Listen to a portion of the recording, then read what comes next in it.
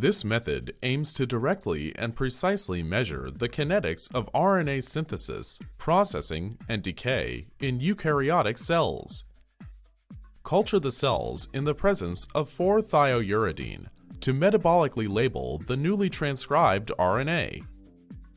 Then, lyse the labeled cells and purify the total cellular RNA.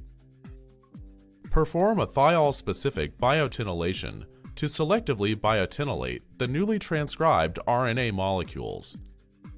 Next, use streptavidin-coated magnetic beads to capture the 4-thiouridine labeled newly transcribed transcripts away from pre-existing RNA. The RNA fractions containing total, newly transcribed, and unlabeled pre-existing RNA can then be subjected to downstream analyses, including qRT-PCR, microarrays, or next-generation sequencing.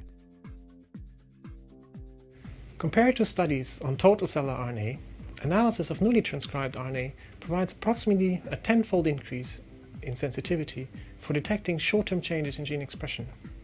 In addition, it facilitates precise measurements of RNA half-lives and, for the first time, actually reveals the kinetics of RNA processing. Metabolic labeling of newly synthesized transcripts can be successfully applied to dissect regulatory molecular mechanisms of gene expression. It can also be applied to other model organisms like Xenopus, Drosophila, and yeast.